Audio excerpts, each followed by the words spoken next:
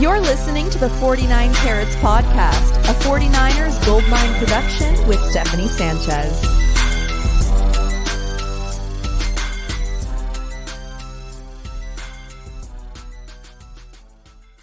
What's going on, everyone? Welcome to another edition of the 49 Carats podcast. I'm your host, Steph. It is Tuesday, October 24th. And well, it isn't a Victory Monday. It isn't even a Victory Tuesday. And the 49ers are 5-2, which is less than ideal right now. I know we're all a little bit shocked, but we're now a day removed from, our instant reactions, I guess, disappointment. I'm still a little disappointed, but I think we're starting to get more level-headed as the week progresses here. So joining me today to talk about the game is Weston. How are you doing today, Weston?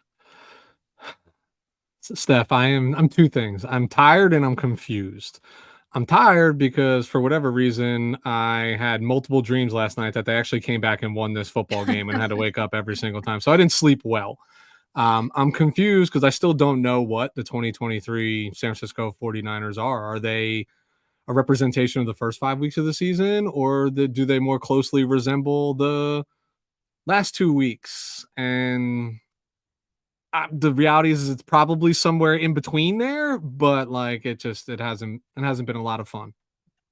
Yeah, no, it really has not. And like I said, it's just kind of hard to believe that after the game against the Browns, they can come out and look pretty much just as bad against the Vikings. Like, I was really thinking this was going to be a get right game for the team, and it just wasn't so. So, like, I mean, what went wrong in this game? I know a lot of people are talking about the defensive line and Steve Wilks in general as well, because I mean, he largely has the same personnel that DeMeco Ryans had last year. You could even argue, or well, you can't even make the argument. Javon Hargrave is an upgrade. Sure is. Clinton Farrell, maybe not really an upgrade there, but they also got Randy Gregory, so you make do with that. You got, as a defensive coordinator, you get someone traded to your team. You got to make sure that the defensive line is going to be better after that, right? Well, we just haven't really seen it. And also the secondary, which is supposed to be his forte, is kind of getting, diced up as well. So at the same time, they did hold the Vikings to 22 points. At the same time, they also did allow like over 400 yards of offense. So it's like, it's just weird. This is not the same defense that we were accustomed to last year, right? No, definitively not. I'll give them the benefit of the doubt that while it is the same personnel, the scheme is a little different, right? So there's a little adopting that some of these players need to do. I think like Bosa even like talked about it, like, with the blitz, hey, we accustomed to rush 4, right? So there are some differences. I thought the defense would be a little bit behind the offense with Steve Wilks coming in, but I think, in being perfectly candid, it is time for this team to remove the word bully from our vocabulary. We are, over the last 2 weeks, you are the bullied, right? Based on on both sides of the line. So I think that's where the problem began, is in the trenches, in the foundation. I mean, the offensive line didn't look poor, but obviously, God, is Trent Williams ever missed when he's not on the field? It takes away, a lot of what they want to do. But the defense side of the ball, like, yeah, you rattled off all those names, all that talent, and we're now at the point where I'm not looking at PFF grades anymore. I'm looking at actual production and contribution, and then we're going to sit there and pick apart the defensive secondary. But is it really their fault when a quarterback like Kirk Cousins, who is plenty capable, has 4 seconds to throw the ball? An NFL quarterback with 4 seconds should be able to pick apart any secondary. So just defensively, it's looked different. It's felt clunky all season. It was just masked by these massive, offensive outbursts, where you would overlook it. But you know what? We're almost at the midway point now. Now it's time to figure it out and figure out what the identity of what this defense is really going to be. I totally agree. I'm glad that you said that, because this isn't just a 2-game thing for the defense. Like, It's been a full season now of barely seeing any sacks, which is weird because we're seeing the pressures, but we're not seeing them turn into sacks. And when they're only pressures, that means a quarterback could still get the ball out. And that's what we've been seeing like these last few weeks or since the season has started. Quarterbacks are getting the ball out, they're getting the ball out quick, and they're finding open guys. Guys seem to be in a lot of open space back there. And I think that's also an issue for this team. And I'm also glad that you mentioned, the removing, bully from, any bully ball and any of their mantras or whatever, because I kind of feel like the hunters have become the hunted, right? No doubt. Obvious that these last two games, Cleveland and Minnesota have gone into it seeing it as a challenge for them, right? Because they're two teams who going into it had losing records, and they're saying to themselves, hey, like if we're a good team or if we feel like we can turn this around, we got to be able to beat the 49ers and punch them in the mouth. And so far, they've been able to do that, right? So um, it's not great, and the 49ers just haven't really been able to respond. 2 weeks in a row now, by the way, Weston, that an opposing team has come out of, the tunnel with the boombox, man. Like, they were playing Creed. I know. Sakes, Creed. And that's embarrassing. How do we let that happen and let them beat you? It's honestly all sports, right? All professional sports. It's more mental than it is anything else. And like whatever you can do to get into the opposing team or player's psyche, just anything to get them thinking about something that's not the game. I think the Minnesota Vikings had a well-worked game plan coming into this game. The 49ers did not, point blank period. Especially on the defensive side of the ball. Like, I mean, we could sit here and poke holes and like, yes, receivers are running wide open, blah, blah, blah. It's not the talent on the defensive side. It's the alignment. It's the recognition. To me, that all spells back to preparation or lack thereof for what your opponent's going to present. You know what I think's happened here, Steph? If I'm being realistic, I think the 49ers the players started to read their own press clippings and their own headlines and expect to walk in and beat teams. When you are at once upon a time through the early part of the season, these guys, they're young, they're hip, right? They follow social media. They're watching Good Morning Football. They're watching all the stuff that we're watching. And everybody's talking about the 49ers like they're the best thing since sliced bread. You're going to get everybody's A game. So that means you have to have your A game every single time. And I just think they're resting on their laurels. Like, listen, I don't care if Debo's not playing. I don't care if Trent Williams not playing. You go pay man for man between the San Francisco 49ers and Minnesota Vikings. We should have dog walked the Minnesota Vikings, dog walked them. And I don't want to hear about injuries because they went in without their starting guard. They went out without Justin Jefferson. And tell me, Steph, who makes a bigger offensive impact for their team? Is it Justin Jefferson or is it Debo Samuel? Both significant, but I'd take Justin Jefferson all day for what he accounts in that offense.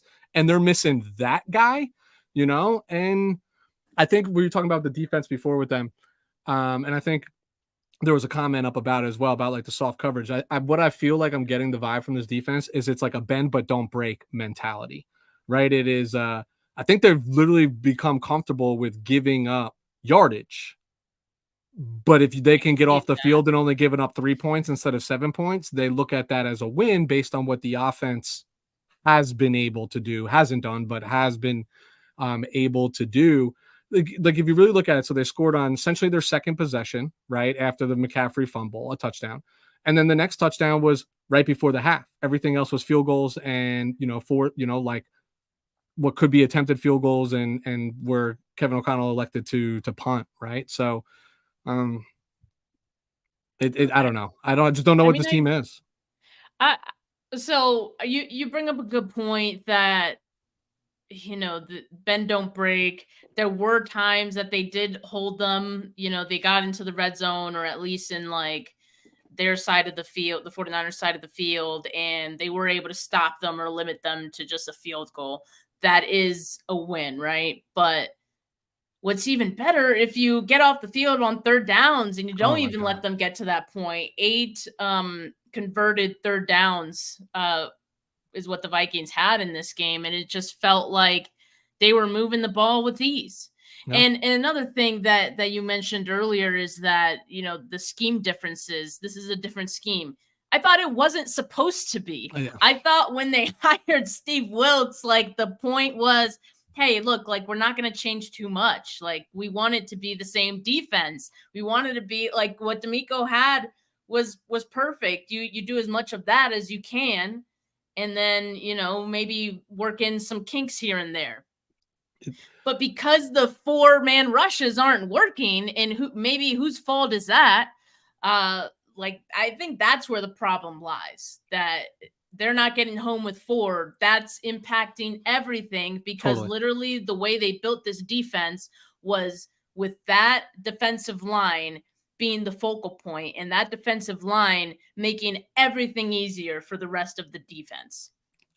100%, right? I mean, a good defensive line masks a lot of problems in a secondary. And I don't think our secondary is a problem, right? I'm actually pretty pleased with the way that these guys play collectively, but this is still the NFL, and the offense always has the advantage, and you're giving a quarterback time. These guys just run all over the field. Like it's not I love this comment right here. This play exactly tells you that everything you need to know about the differences in the scheme. Would you ever see Robert Saleh or D'Amico Ryans with 16 seconds left in the half say, I know what I'm going to do. I'm going to dial up 7 to get home, when all I really need to do is eliminate the big play. Steph, we talk about momentum on this all the time. And we talked about how 49ers failed to capitalize in Cleveland off of Fred Warner's pick that eventually ended up being a missed field goal, right, by Jake Moody. Same thing happened in this game. Kirk Cousins, notoriously bad, right? Notoriously bad on Monday night or under the lights in primetime football. His three plays into his first possession, he throws an interception against this defense. 49ers turn around and make that 7 points. I talked about how like this game is very cerebral and very mental, right? Like I'm not saying Kirk is the kind of guy that crumbles, but it creeps into the back of your mind. Like, here we go, another Monday night, and look at this freaking disaster. Right. And then he gets to wash his hands of it. I mean, clean slate after, CMC puts the ball on the turf. And I'm not faulting CMC. Like, nobody's perfect. You're going to put the ball on the turf. I get it. But that right there, like, literally changed the entire game. And then the play before halftime, that was it. That was literally it. Yeah, I mean, I think it was. And Talking Head here, thank you for the donation, has a great comment here. I think these 2 losses are particularly consequential because the schedule gets tough from here on out. Quarterbacks get better. We haven't even played a top wide receiver. We'll be playing from behind more. Can Purdy do it? So let's shift to the offense here because there's a good segue to it. The question with Brock Purdy, to this point had been, well, can he face adversity? How would he face adversity? Can he still be a good quarterback when his back is against the wall, when he's down, when he doesn't have all of his playmakers at his disposal? We have 2 games now where, look, it's tough because he did, in the game against the Browns, he did lead that drive at the end there that got him in field goal range. No one is going to remember that, unfortunately, because the kick was missed. No one is going to remember that. They're just going to remember that Brock Purdy had a bad game. Maybe some of us 49er fans are going to remember that, he set them up there. But no one else besides us will remember, unfortunately. Now, you look at this game, 2 interceptions in the fourth quarter, down, much of the second half. So what can we really say about Brock Purdy? I mean, in regards to him dealing with adversity, it's still a small sample size, but the sample size right now doesn't look great, does it? No. But I listen, you know how reluctant I was to get on the train in the first place. Yeah. And I've become less reluctant based on what I saw. And I still saw a really good game from Brock Purdy for 3.5 quarters, right? Both of these interceptions that we're talking about, less than 6 minutes left in the game. So yeah, high pressure moments, you're playing from behind, etc. Didn't really ever see him like lose his cool, You know, he still looked comfortable, like on the Jawan Jennings one, which was the first of the 2 interceptions. We talked about, I know for a fact we talked about this last week about how he's throwing to a window. Jawan couldn't get to the window, whether he got bumped off the route, whatever it was, the window was there. He just threw, right? This is going to bite you every once in a while. So if I take that one off the table, yeah, the one at the end of the game looks bad, but I'm never going to fault a quarterback ever, especially the quarterbacks that we've had over the past few years, for being aggressive, for trying to go win the football game. It still remains to be seen if he can win those football games, or if the 49ers can even play from behind, because the short answer is in 2023 season, no, they can't, right? They play with the lead, but both of these games still were winnable, still opportunities. I can't sit here and like logically say he can or he can't. I just haven't seen enough. Like I'm gonna read something off for you. He still hasn't played a full single season, right? When you compile all of his regular season games, he's still like a game or two short, right? One quarterback once upon a time, I'm not comparing the two individuals. I'm just trying to give some perspective. In their first 16 NFL games, went 3-13, threw 26 touchdowns and 28 interceptions. Who's that? Not Tom Brady. Joe Montana? Peyton Manning. Right? I'm not comparing the two. Different skill sets, etc. I'm just saying, if you judged off of that, like, and we'll judge week to week. The NFL is a week-to-week league, but I can't sit here and say Brock is definitively not the guy. Yeah, maybe for 2 weeks it looks that way, but gosh, for 5 weeks, things look like really good, right? For the most part, it's still, the jury's out. But I think this stuff, while we hate to see it as fans, is really important to the success of the 49ers season. You are no longer the feared. Get back to going and playing. Nobody in the NFC fears you whatsoever. Go back to playing team ball, right? Like, make sure everything's clicking, you know, like you're still going to get everybody's best effort, and take the hype, take the media out of it. Like, I'll be really realistic, Steph. If you asked me prior to the season, after week 7, if I would be happy at 5-2, I would have told you absolutely yes. It's just the way that we got to 5-2. That's like a little upsetting. Said that earlier too. You know, it's true. 5-2, I'd take all day. What were we, 3-4 last year through 7 games or whatever it was, like, and we thought the sky was falling. Right in 2021, it was like, get Jimmy out of there and get Trey in there, and then a run. It is not how you start. The middle of the season matters because you want to get healthy through the middle season. It's how you end. And we've seen this team end strong. Truth is, they're going to have to add another piece. That's it. They're going to have to add another piece if they want to stay with Philadelphia. It's that simple.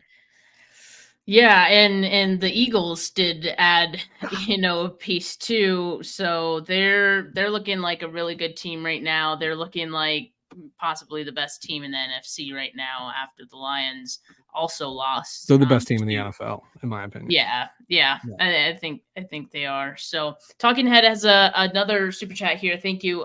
Said, Steph, interesting point. What was the first play of leading to possible game-winning drive against Cleveland? A pick to Newsome that Newsome dropped.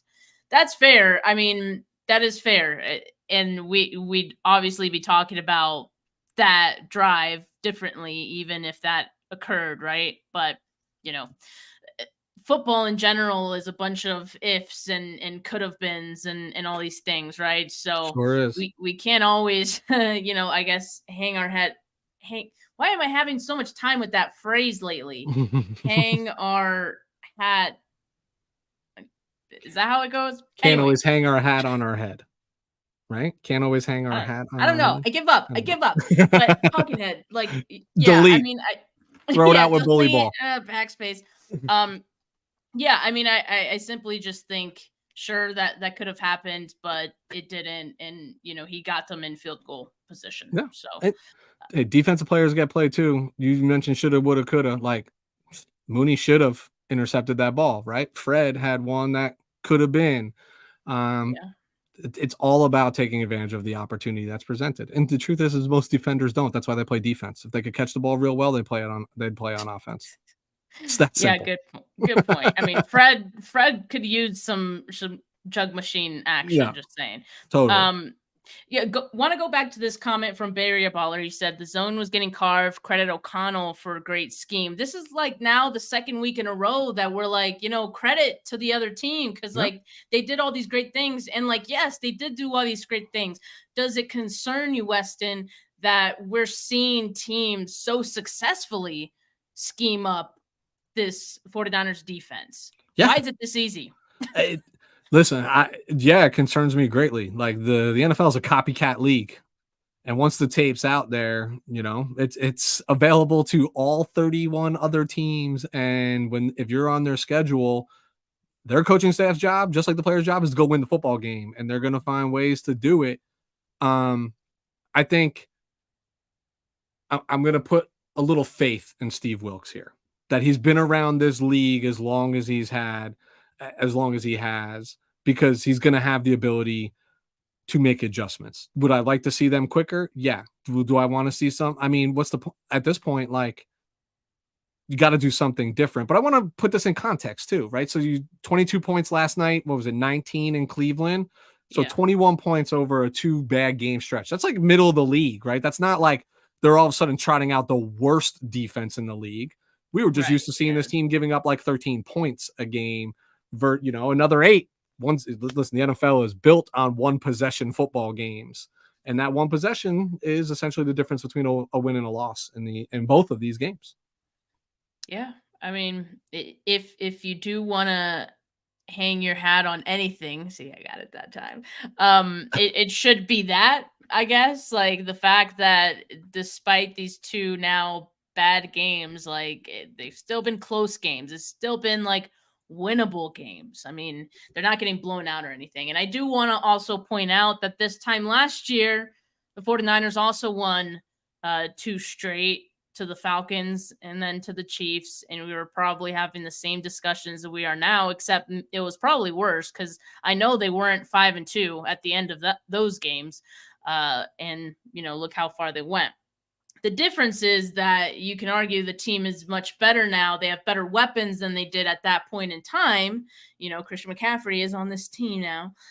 So that's the only concern. And then I do have concerns about the defense long term because I don't know. We haven't seen if Steve Wilks can make the adjustments yet, right? We're just right now hopeful that it can happen. So let's see if he could, right? Yep. Let's give him the benefit of the doubt. Let's see if he could. But yeah. All right. At this point in the show, because this is the 49K Player of the Week show, unfortunately, after a loss. But we're going to keep up with the theme because like we said that we would do this the entire season and there are going to be losses out there. So we're going to look at some bright spots. All right. And so we're going to talk about a few players who we think provided a bit of a bright spot in this game. And look, I'm going to be honest, it's probably not the kind of game that if the 49ers won, if there was a bunch of other good performances that we'd probably even be talking about. All right. I'm just going to be honest with you. Nope. But, even in losses, we can find the little positive. So Weston, why don't you start us off? You're giving me the honors. You're giving me the honors. I'm gonna take some low hanging fruit on this one. I'm gonna go with Christian McCaffrey.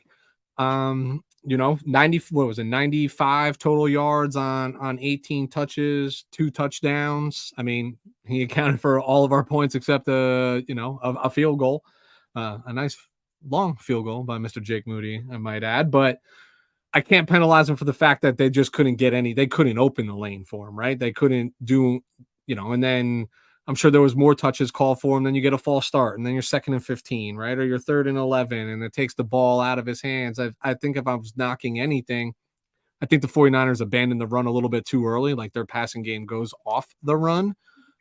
Even when it's not going well, you can't abandon it. You just can't, but like I said, 95 total yards, 2 touchdowns. If this was a win, we'd be singing his praises and his contribution. And oh, by the way, he did it with a slightly torn oblique. And every 49er fan in the world was like, please don't dress him for this game. I was one of them. And then everyone reminded me, like, I'm not a doctor. Thank you. I forgot. Yeah. forgot that I didn't go to school like for 12 extra years. Sorry. You can't just give your opinion anymore on the Twitter, but apparently not. But no, look, that's perfectly fine. That's not one of the ones that I would have nominated, but I hear you. And the reason I wouldn't have nominated him is because he's been inefficient, kind of surprisingly. And I think it's because teams are now putting a focus on stopping the 49ers run. Well, they've always tried to, but these last 2 weeks, they've figured it out. The run blocking just hasn't been as good for whatever reason, but let me ask you a question. I mean, 2 touchdowns is pretty good, Weston. Yeah, like I'll give it to him. If you average it out, 17, he was averaging almost 10 yards every time he touched the ball, right? Like the 18 touches when, excuse me, that's very inaccurate. Don't quote that. That's bad math right there. In any case, we'll delete backspace, etc. That being said, like, is it Christian McCaffrey who's declining, or is it the 49ers offensive line play that's not giving him an opportunity? That I look at it like, I don't like to critique the line, but it's just not the same. It doesn't look the same. The offense hasn't looked the same, and Dallas put the tape out there. Take McCaffrey away. That's where you start, right? Like with this offense, and like I said, copycat league, tapes out. Have to adjust. I do think Christian McCaffrey, Deebo Samuel not being out there and the threat that he provides, no doubt. Probably opens things up and makes stopping McCaffrey a little bit easier for teams. And I also think, obviously, Trent Williams not being 100% when he finished that game last week, not being out there, this week certainly does impact that. So, let's see what they look like when Trent is back and when Deebo's back, and who knows, maybe that's after the bye. But all right, here's mine. And I'm going to say it now because I saw a couple of people pointing it out in the chat as well. I'm going to stick with the offense here. And we were talking about the offensive line, but I'm going to go with Jalen Moore because I really don't think Jalen Moore was the problem, yesterday for this team. And I thought he had a really good game. I mean, it's a tough task to replace Trent Williams, on the left side there, covering your quarterback's blind spot. So I thought he did admirably. 33 pass blocking snaps, just 1 pressure, 1 hurry given up. I'd say that's a win for Jalen Moore. And I'm glad that despite him not having like a ton of experience, like he's really just gone in on spot duty. And when Trent's been hurt, despite not having like that game experience to build that up, I mean, he played a good game. Yeah, no argument here, right? And his name was not mentioned during the broadcast, so I noticed that too. That's when your backup left tackle is doing at least a halfway decent job. So, because trust me, with Troy Aikman and Joe Buck on the line, they'll look for any 49er player to get all over if and when they can. But yeah, Jalen played great. Is he our future starting left tackle? Absolutely not. After, Big Trent wants to hang up those cleats, but it was a huge area of concern coming into this game. Forget about even the pass block because you can scheme around that. Losing the ability to run to the left side of your line, which is like your strength, like that causes bigger problems, and they didn't shy away from it. I thought he did real well. Yeah, I think so too. So Weston, who's your next candidate here? All right, I'm going to be super controversial here. Uh-oh. Charvarius Mooney Ward. Yeah, I know you don't like it.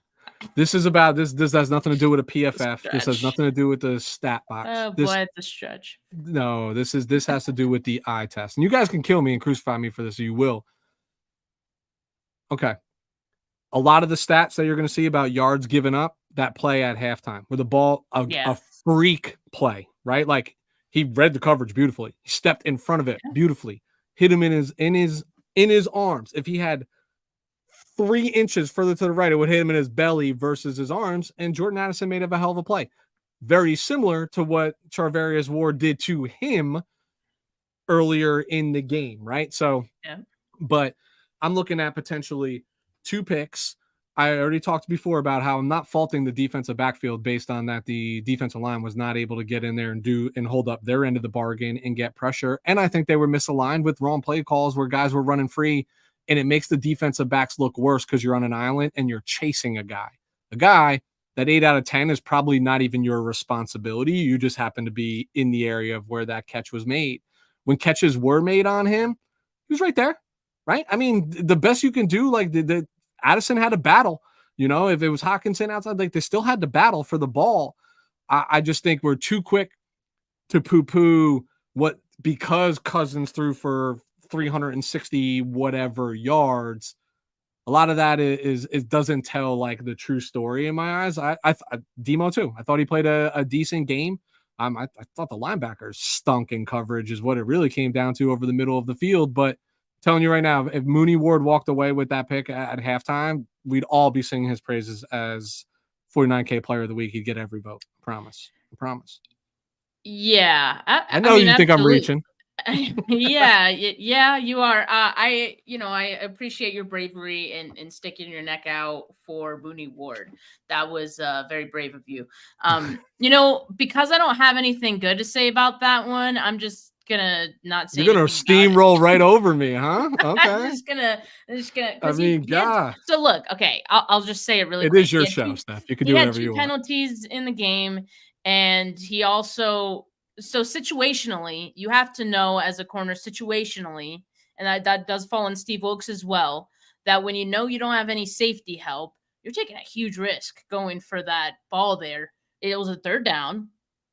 You're almost at the half. Just bat it down. The half is dead right there. Like, the play's dead. You go to the locker room, you're good. So situationally, I did not like the decision. That being said, you're right, Weston. If he came away with that pick, we would all be praising him, and it'd be great. So hindsight, of course, is always 2020. But I respect you. So that you're like fine. I did respect you until that. We'll let that one slide. Right. I'll do better next week. I'll be better. All right, I will stick with the defense here. Surprisingly so. All right, and I'm going to go with Fred Warner, sticking my neck out here on this one, right? Fred Warner, 8 tackles, 10 assists, 4 stops, a pass broken up. I believe one of those was on the screen too. Was that the one where he could have picked it? Could have probably picked it, maybe. I mean, it was all pro Fred. We expect more than that. You know? Exactly. But okay, the reason that. Not just for the play, but I feel like he's one of the only guys that when the chips are down and the defense feels like it's sputtering a little bit, to me, like he's usually the guy that still feels like he's playing hard. And I just see it on the field. Like he's still trying out there. And I think that's one of the most important things out there to have. And I do also want to point out the amazing play he had on the attempted tush push at the goal line by Kirk Cousins. And he jumped right over that line, Troy Polamalu style, and got at Kirk Cousins. That was amazing. That reminded me of the scene in Lion King. And I always post the GIF on Twitter of Scar just jumping out of the flames in the fight scene at the end, arms open wide. Give me a hug. Fred Warner is a beast, and it's not the first or the last time we're going to see something like that from Fred. So I do love that. That was great effort, kept them out of the end zone. I also appreciate that after the game, he's the most accountable guy on the defense that there is. And I think he takes it personally, when the defense doesn't play at a certain standard, right? Because I feel like Fred Warner, he's not a coach, right? But he feels like a coach on the field to the players. And I'm sure he kind of takes that responsibility on himself as well to be that guy for everyone on the field. So I appreciate the accountability. I appreciate him never really giving up. And so for those reasons, as well as, the plays that he had on the field, Fred Warner is one of my nominees. Yeah. Listen, I don't think you stuck your neck out as far as I did with Mooney here. But This was not, and I think Fred would tell you, this was not one of his better football games, in my opinion. Right. Especially, we've come to expect so much more out of Fred in the passing game and what he's able to do. We've seen him cover wide receivers down the seam, right? Top tier wide receivers down the seam. And, like I said, the linebackers struggled this week against the pass, Yeah. and he's no exception to it. 6 receptions, 59 yards given up. Like, that's not Fred Warner-esque what we've seen. Saw a lot of missed tackle. I don't want to say a lot of missed tackles. A couple missed tackles by Fred. They all missed tackles, by the way, in this game. That was another thing that was really shoddy. Again. Was the tackling. But I agree with what you're saying. There's nobody on the defensive side that plays harder than Fred Warner. He got shook up at the end of the game, missed one snap, came right back in, right? Like, you love all of that. Like, he is relentless. He is the heartbeat. This defense plays at his pace. And this is why I'm excited to see the next few weeks, more specifically after the bye week when they have an opportunity to recoup a little bit, because I know Fred is going to command that this defense get right. And I actually believe that he truly does, as a player, have the respect of every single person there. So I expect them to match his effort as well and want to play for him. Forget the coaching staff, right? Like, I want to play for my guys, my teammates, my people out there, right? So, I mean, on effort alone, Fred could win this award every single week because there is no quit in that man. He's a heat-sinking missile everywhere. I just don't think this was one of his all-pro Fred games. This was It a good definitely game. wasn't. No, Yeah. it definitely wasn't. I think, like, for And I'm not saying me, you sold it as that, by the way, because you did not at yeah, all. I promise. yeah, I was looking more so at, like, the level of effort that I continued to see and then the accountability after the game, which I know, No, usually totally. we talk just about the game, but yeah, that kinda look, it's tough to find some good nominees I know. in a loss, but we try our best, right? Weston, do Sure. you have any other, nominees in this one? I'm gonna throw Kittle, George Kittle up Yeah, there. I like it. He was the highest rated offensive player on the team, Yes. from PFF standpoint. What was it? 5 for 78. Um, Good situational catches too, right? In big spots to help move the ball and move the chains. And it was just nice to see him finally be a target in this offense and not like the check down or the third or fourth read in the progression. It felt like some of these plays were drawn up a little bit for number 85, and they need to do more of that. If you're going to talk about him being one of the best tight ends in the league, it can't just be about his blocking, because then you might as well put 75 on his jersey and let him play on the offensive line versus 85. But good game. I thought it was a good game, solid game. Another one who got nicked up during the game, just continued to come back, continue to battle. I think he got hit in no man's land by like a helmet. That's enough to put me down for a month, and he came right back out. So I'll give him a nod. I'll give Mr. Kittle a nod this week. Yeah, I like this one for all the reasons that you mentioned. He was going to be my last nomination as well, so we do have to give it to him. All right, I think we got a pretty decent list of guys here. Let's see. Let me just make sure I have yeah. All right, so up on the screen we have the Player of the Week candidates: Christian McCaffrey, Jalen Moore, Mooney Ward, Fred Warner, and George Kittle. Again, this is just guys who provided a bright spot in the team's loss. All right, we're not saying they're saving the world here, but they provided a silver lining. So help us vote here in the comments, and while you guys do that, me and Weston are gonna put some players on notice. Do you want to start or should I? Sure do. But it's your show. You go ahead. Okay. All right. Who knows? Maybe we would put the same player on notice. I'm I gonna hope say so. Drake Jackson for the first one here. Yeah, because I do have two. He played 15 snaps, which is a product of Randy Gregory coming in here and taking some of those snaps from him. But at the same time, you would hope that he would do anything with those 15 snaps, 0 tackles, and much of the time he was getting bullied out there. It did not look good for Drake Jackson, and that is concerning for me, not just for this game, but him in general. Like he's got to get something going at some point, and now his opportunities are going to diminish greatly. So Drake Jackson, one of the guys that I've put on notice. I could go with his counterpart. This is gonna sound crazy. I don't know. Maybe I'm just like still just emotionally battered from this game last night and some crazy thoughts spiraling here. But I'm putting Dre Greenlaw on notice. I think he is still like, all right. We all saw it. Let's all call this out. He kicked a dude while he was down on the field yesterday. Did he not? Did he not step on this guy intentionally? Yeah. So it's still like the separation from his brain, right? And that wasn't costly, but in a game like that, that could have been very costly. And he's still a liability in situational football. I talked about how the linebackers were weak against the pass.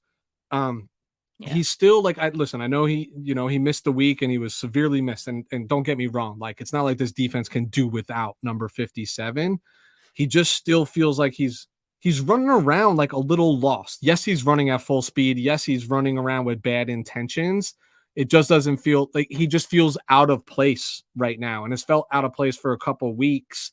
And he's starting to become a liability in the sense where I feel like Oren Burks is playing pretty good, competent ball at that other backer spot. Like, I don't know. I just feel like he needs to just rein it in a little bit. Like you're not on notice, dude. You're just like, fucking calm down. Bring it together almost for on me. Notice. Yeah. You're on notice to be put on notice. Yeah. Right? You know what I mean? I noticed you noticing me and I noticed you back is what I'm saying.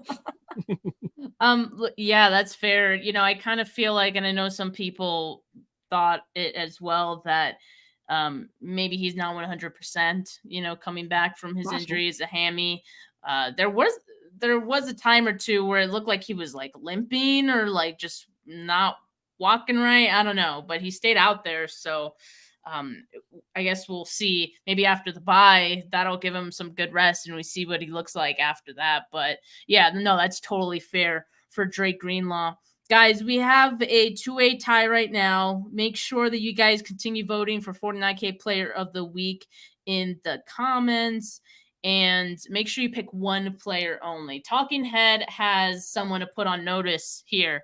There we go. Bosa. He said, you just got paid and sat out all off season. Don't get me wrong. If he had sat out this year, we would probably have 2 sacks instead of 3. Man, it's tough, but like for what Bosa was just paid for, like all of the criticism he's getting right now is warranted. It is fair. So I think people wanting to put Nick Bosa on notice is absolutely fair game right now. Yeah, the whole defensive line, yeah, Nick, we expect more. And like, yeah, we always get corrected, Steph, and we're like, where's the sacks? And like, oh, it's PFF grade and there's pressures and blah, blah, blah. Listen, the name of the game is get home. You don't get home, you're not really disrupting the game, And we saw what happens when you don't get home and you don't get pressure and you're not consistently in. You're a $120 million man. The expectation is you're consistently disrupting the backfield. And that just hasn't been the case all season yet. So, yep, I do agree with that. All right, Weston, do you have a vote for 49K Player of the Week? Christian McCaffrey. All right, and I am going to go with Jalen Moore, but it looks like Christian McCaffrey is our 49K Player of the Week. And look, I did also want to put this. It's not a player on notice, but just one final thing here that I want to say. It's to Steve Wilkes. All right. Like you're on notice for me because this defense has not looked good. And I just have to imagine that DeMeco Ryans would have this same defense looking way better. So I don't know what you're doing, but it's not working. And you need to figure this out because with all the Super Bowl aspirations that this team has, we can't have the defense looking like this. We simply cannot. So hopefully he makes those adjustments that we talked about earlier in the show.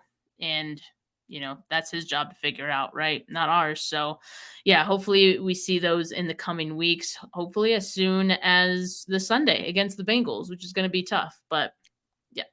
On to Cincinnati. On to Cincinnati. The 49ers will have Christian McCaffrey there again. It seems like, there wasn't any re-aggravation, thankfully, for his injury.